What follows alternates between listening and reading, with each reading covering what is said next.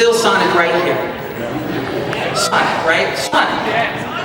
Next up, we have the lovely Legacy Lisa Ortiz.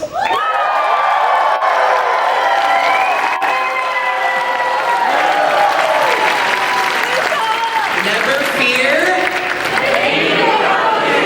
That's what I like to hear.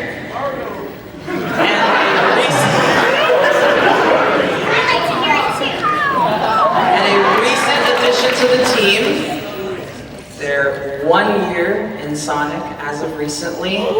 Your favorite AI, your favorite daughter, Ryan Barker.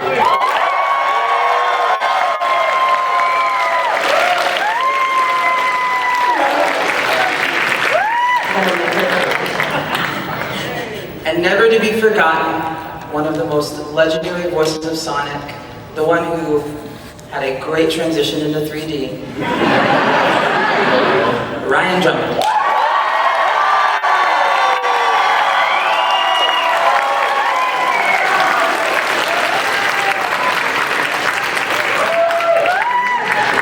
This one's gonna be easy.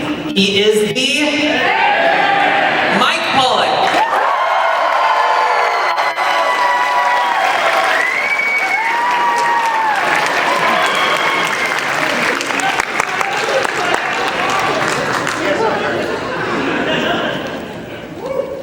And now, the one that's made you replay the boss over and over and over again to hear that one line when he freezes you in your track. Say it with me now. Pete Capella.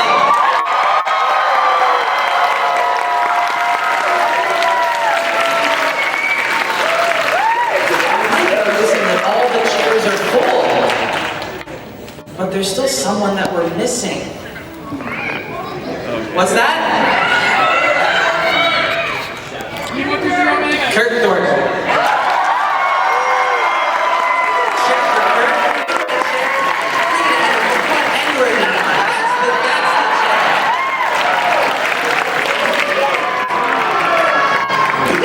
We can take a nice little gentle scoot this way if you guys want. We can just get little scootsies. Yeah, make some room for Kurt. Y'all don't want to make room for Kurt?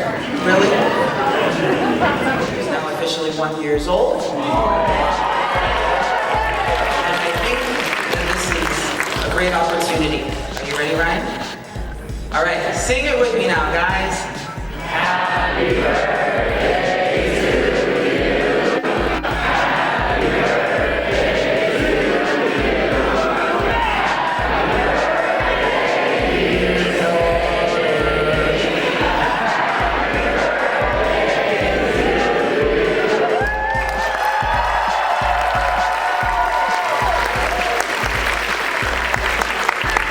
Happy birthday, dear Thank you, Chase.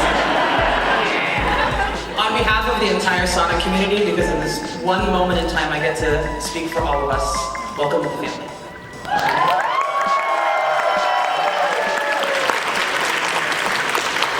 So, we're gonna go ahead and start that line. Don't run too fast, don't run too nice.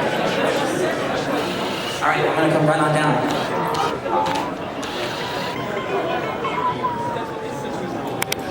Are you first in line? Hello, what is your question? So my name is Carson Winfield Brock. Sonic and I have been spiritual brothers ever since I was born on April 1st, 2000. My question is, to all of you guys, what has been your favorite Sonic game? Because I know my man Jason here told me his favorite project was Sonic Unleashed. I'd like to know everyone's favorite Sonic project or voice acting project outside of Sonic. Favorite Sonic project, favorite Sonic thing.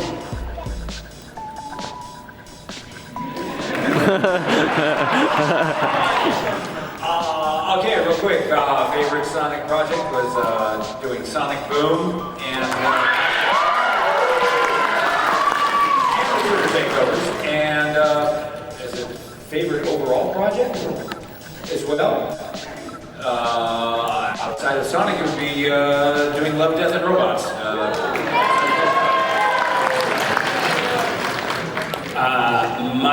favorite Sonic project was Sonic 06, whether you guys hate the game or not.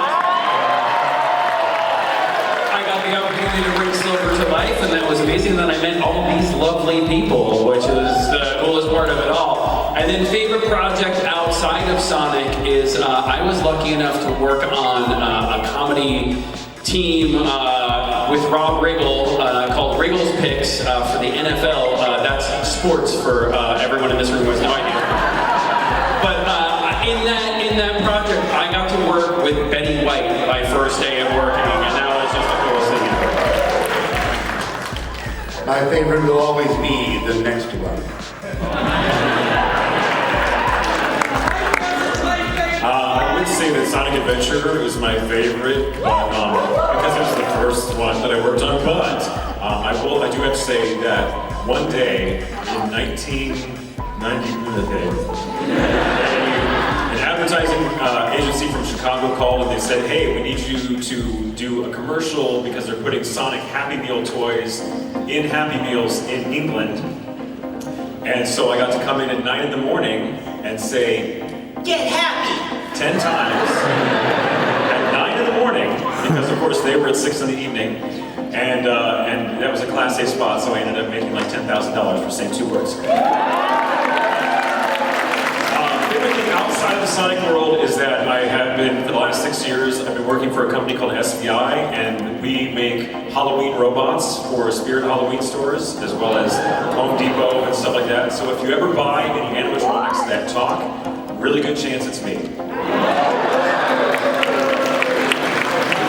My favorite Sonic project, I have to say, is Sonic Frontiers. My favorite non-Sonic thing that I've worked on, I think, is Neon Genesis Evangelion.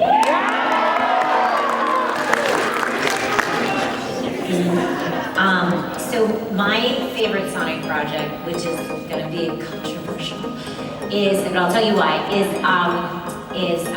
Sonic the Black Knight over there. And part of it is also because we had the producers in the room, and when they were giving us adjustments and line reads, the producer from Japan, when he gave me a line read or a line feel as Amy, got down in his suit on his knees to reenact how short Amy was. So I will never ever forget that. It was great. And then my favorite non, which is, I'm gonna have to say, is Pokemon, especially this year. I got to shuttle Ash Ketchum, and then I got to see him all. So I don't know. Don't worry. I'm not sure he's coming.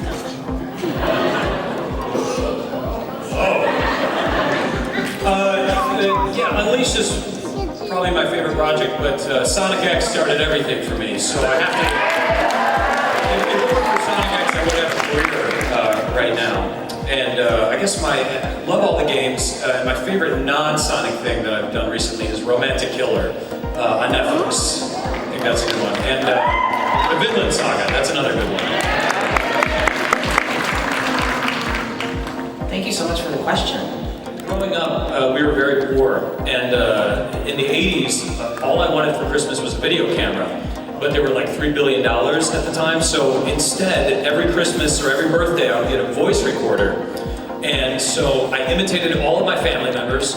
My sister and I had like a radio show together, and I channeled all of the creativity I wanted to put into that video camera into the voice recorder. So that really started it, just recording myself and listening back, which I think for any aspiring voice actor is the absolute best exercise you can do. Just record yourself, listen, and improve it.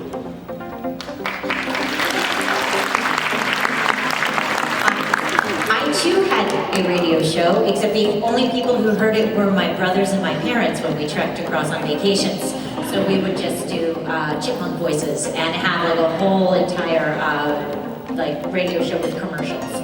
That is what we did, and I'm surprised it didn't drive my parents insane. But it did. That's true. But we were also crazy. No one noticed. But yeah, the thing that got me into it was actually I watched the same thing. I watched cartoons in the morning, and mine were.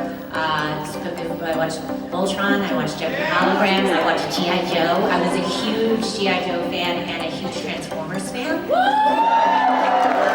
And this wouldn't be a problem later in life because I fell in love with both Starscream and Commander. Yeah, hello! Great voice, horrible life choice. Just but yes, that's what I did, so turn that down. Sorry, I am losing my voice, guys, from talking all day, but also from JJK, which I have a big window, and that's how I felt watching Futurama. Was like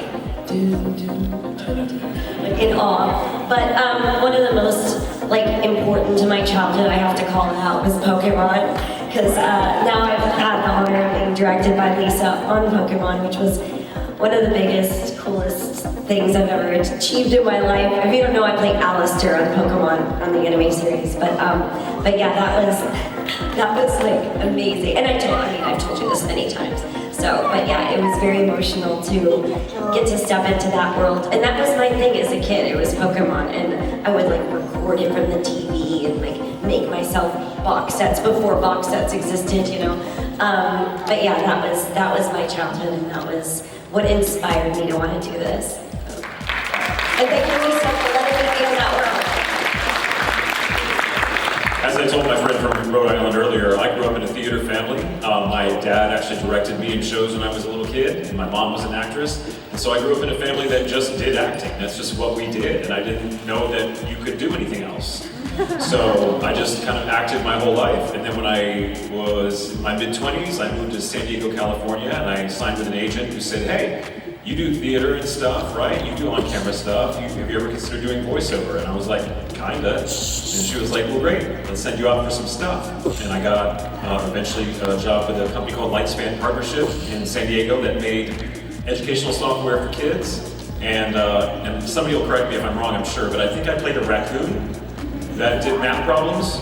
That was the job. Was I a raccoon? Yeah, that was you. Yeah, that was me. Just because I went through your garbage doesn't mean you have to bring that up.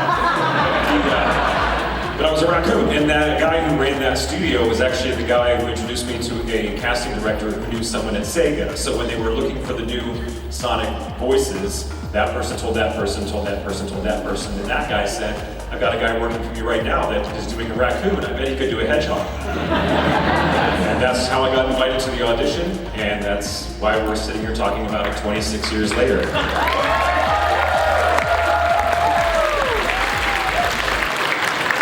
As a kid, I loved radio, listening to it, and I did a school play in 3rd grade, some Greek Roman citizenry thing, where the toga and a wreath of fake flowers and leaves.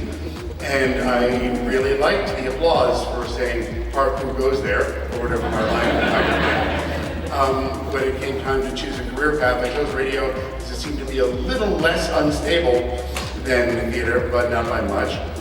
Worked in radio, did community theater on the side. Radio kept kicking me to the curb. Very young. Was the Muppet movie. And Kermit the Frog was one of my heroes. And so I started with just loving to do Kermit, and I would just do voices all the time. And then, oddly, I didn't know this, Mike, but Mike and I had that same path. I was in radio in college before I knew that there was zero future in radio. And so when I went to New York after graduating college, I was a radio DJ. I was Marvin Goodnight, which is the most embarrassing thing. But it was based off of Marvin the Martian from Looney Tunes. Is where I got the stupid name from. And then I realized there's zero future in radio. But same exact thing. I had a demo tape, and I put it online, and 4 kids found it, and it was, on from there.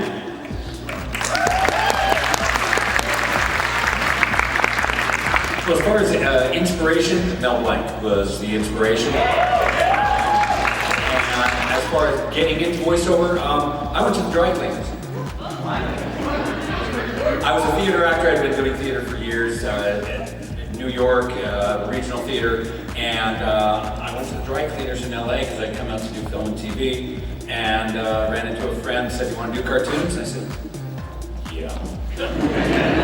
And he put me in front of an anime screen, and I hit the first cue, first take, and he said, well, he's a prodigy. And I was thinking, he was lucky. And that was it. And it just rolled from there. Gave me this at my very first signing, and I thought to myself, well, surely they'll bring me jewelry at every signing. And this was it. But I wear it to everything now. I love it.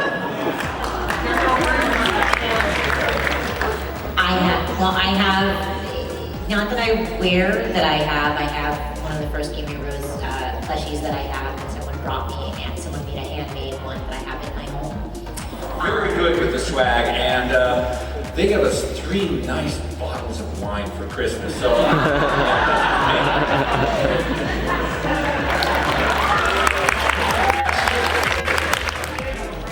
Okay. Does that confuse anyone else? No. What?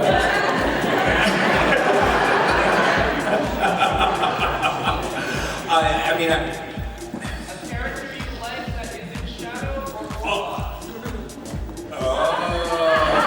They're testing you whether you know another character in the Sonic universe.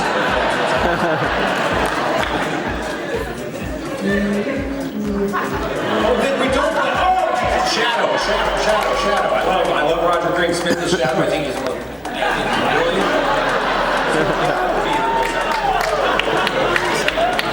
He almost passed. He meant Sonic. Okay, alright. So, my favorite, I have 2. Obviously Shadow. I do 2 Amazing Men voice Shadow. They're really awesome. And then I gotta give a shout out to my girl Blaze.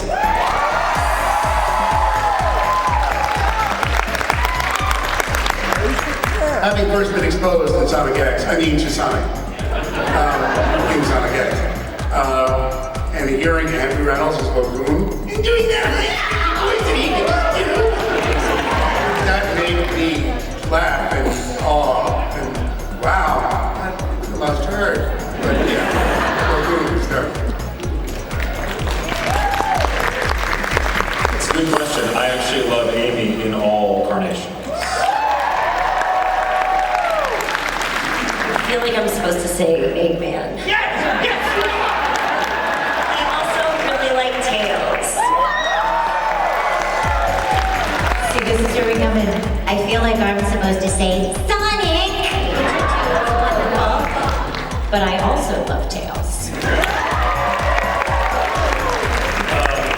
I really feel like I should say Eggman, but I like Mike Pollock's Maid from Sonic X.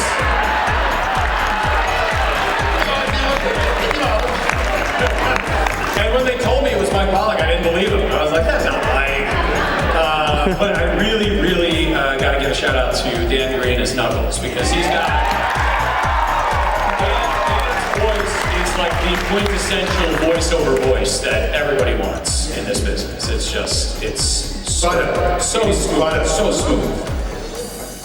Meeting the person who made that, he was so embarrassed and so nervous that I was gonna be angry. I'm like, are you kidding? This is awesome.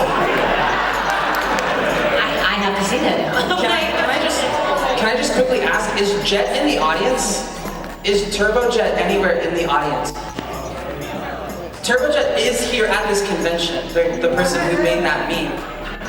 If you've never been in a sound booth before, first and foremost, it is the most intimidating first experience you'll ever have. Because you're wearing headphones, you're only hearing yourself, so you are hearing nothing except your own voice. So that's very intimidating. I learned early on to take one of my headphones off so I wasn't directly listening to myself recording.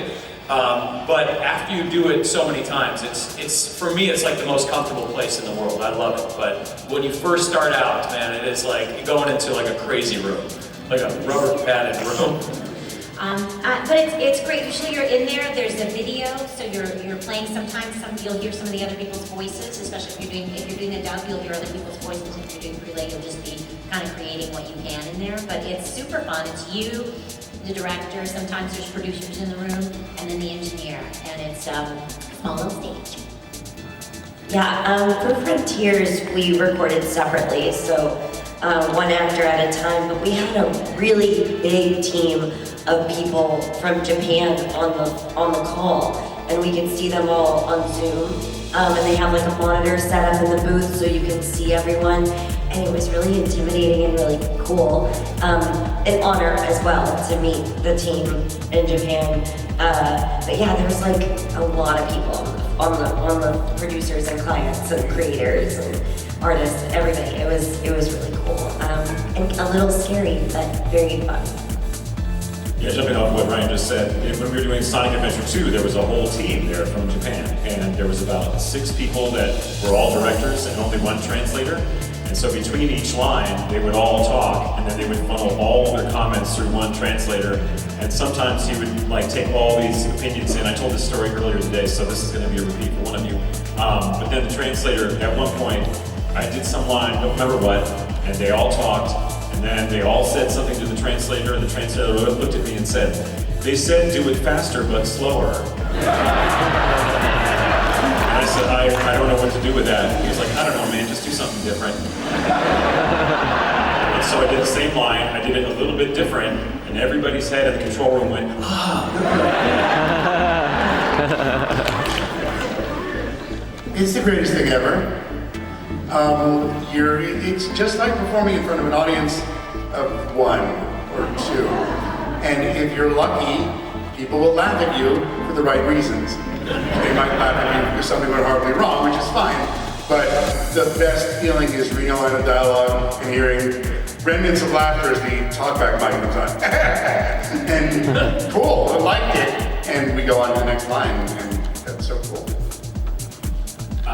We're all actors, and so we're egomaniacs, and being in the booth is an opportunity to perform, and we just want to. If you don't have a passion for this thing, we wouldn't be doing it. And so just being in there, in that booth, and it's someone saying, "Hey, we appreciated your work in the audition, we're gonna let you perform the show." And there's no better feeling in the world. And Ryan's point about like having the Japanese direct, so that's cool. There was no Zoom when we recorded because we're old and you're young. But when we had the Japanese director in the booth with us for 06 and moving forward, and that was so intimidating because these are like the guys from Sega, and they're dressed to the nines in suits, and we're scumbag New York actors at the time, and it was just such a time. I've moved to LA, so now I'm a scumbag LA actor, but it's just such a cool experience to have the people that created this franchise in the room with you and giving you this opportunity. It's lovely. Well, yeah. Oh, there we are. Most of these guys, usually, like with the game, we record individually. But during Sonic Boom and during the Twitter takeovers, we got to work with the cast all in the same room at the same time. So my question is, you asked what it's like to record. My question is, like with the cast record, were you talking about before or after Mike takes off all of his clothes? Well, when we record remotely, who can tell?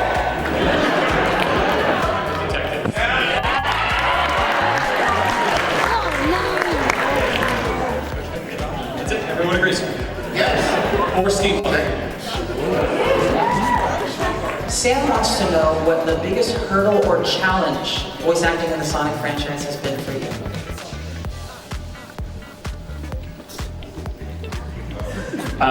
Mine was being in New York in the middle of winter, attempting to voice a character way higher than my normal register with a cold. It's a year, so 06 was hundreds of pages of dialogue, and I sound like this, and I had to sound like this, and I was so sick. And so to know that tea and honey could save you, but yeah, it's you can ask any of these guys. No one's just standing in the booth doing the voice. We're all actors and we're acting acting this thing out. Where like, you know, you're just moving and it's a lot of effort. And so to know that this is like very taxing on your vocal cords, and sometimes they want you to do stuff that is not comfortable for your, or healthy for your actual vocal cords. So it's really just to put in this as like a full-time job is the most challenging thing for me.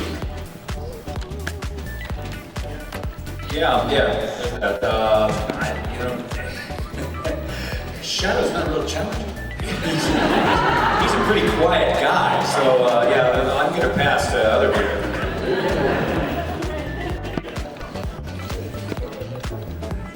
The initial audition was pretty challenging.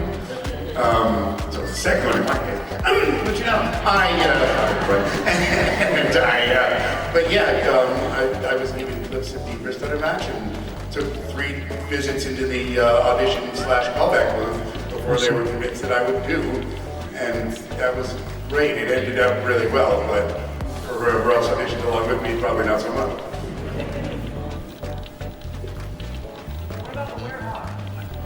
Alex wants to know.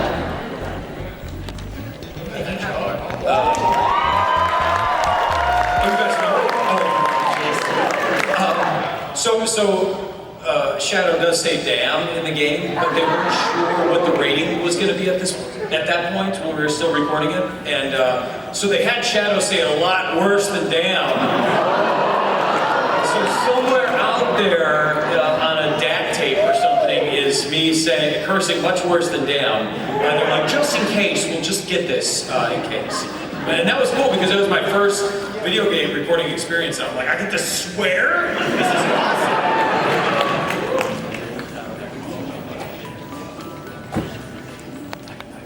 So, Connor would like to know again.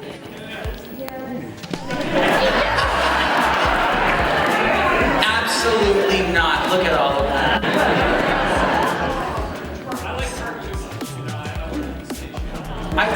I think in the world of the multiverse, But I think it's wonderful that we've had different variations. I think it's great.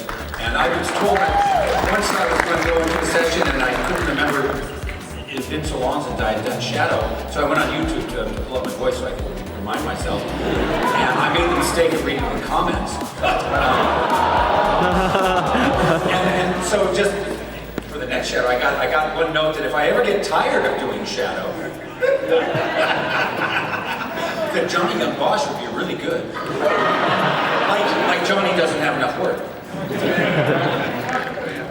all right, so we have about 4 minutes left for the panel. We're going to do a quick lightning round. Racing Hedgehogs.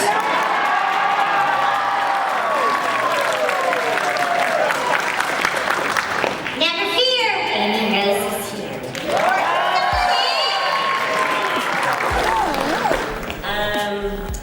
A family born of love and not genetics, everything I want.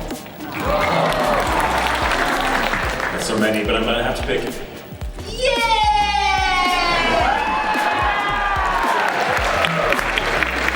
Oh, is it? All of them?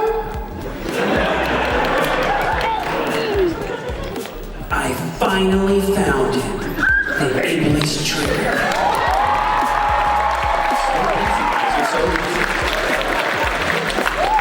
Maria! And that's dreams of an absolution. So, my one got me a cheer. For the sake of convenience, I guess I'll say I am the Eggman. I signed a couple vinyls this morning and I saw there was a song there that was called Pumpkin Soup or something like that. I've never heard it, but it's my favorite song. Dear Father. Over here, I listened to the symphony, the song symphony,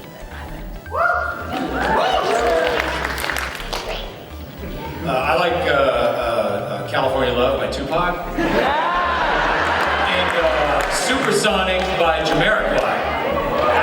That's my song. We got to determine how long the line was within reason and the rhythm and everything. We didn't have to match a picture for it.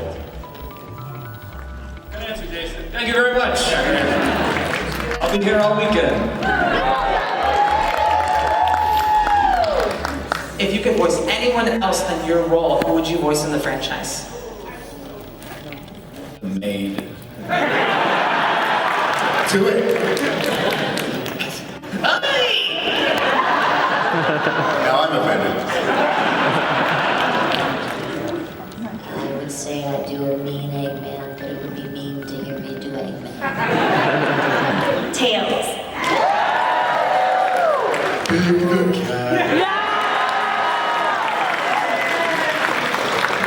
Well, doing it wouldn't kill me.